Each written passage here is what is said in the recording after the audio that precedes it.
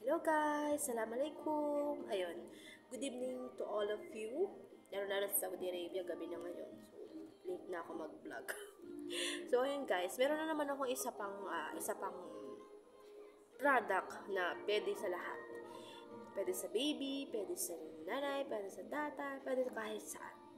So, mas prefer ko tong bilhin nyo kaysa dun sa another one na brand. So, ito kasi is creme. So, meron talaga ito iba't iba. Meron pang matanda lang talaga.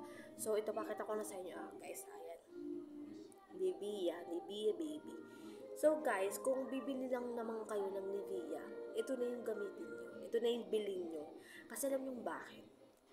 Pag nagpasalubong kayo sa Pinas nito, pwede itong gamitin ng yung nanay, ng lola, ng lolo, kahit sino, mapa baby man. Pwedeng sa mukha, pwedeng sa katawan, kahit saang parte ng katawan mo, pwedeng sa mukha, lalo na sa mukha, pwede siya. So, na-try ko na siya one time, kasi naka-experience ako, guys, nung nagbabatak yung face ko. Talagang kasi meron binigay sa akin, cream na hindi na ginagamit ng amo ko. Pero in-order niya sa online. So, yan guys. Nilagay ko lang siya 3 days.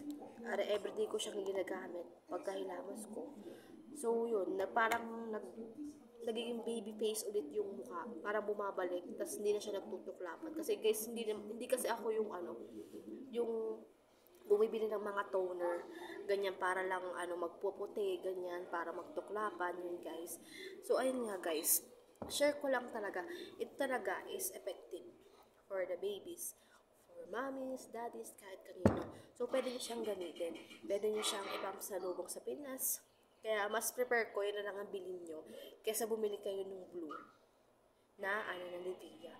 So yun guys, yun lang yung yung share ko sa inyo kasi gamit din yan ng mga alaga ko. So yun lang guys yung i-share ko ngayon. Tapos next time, share ko yung mga benefits na pwedeng makuha yung sa mga ingredients na ginamit ng Nivea. So yun lang guys. Bye!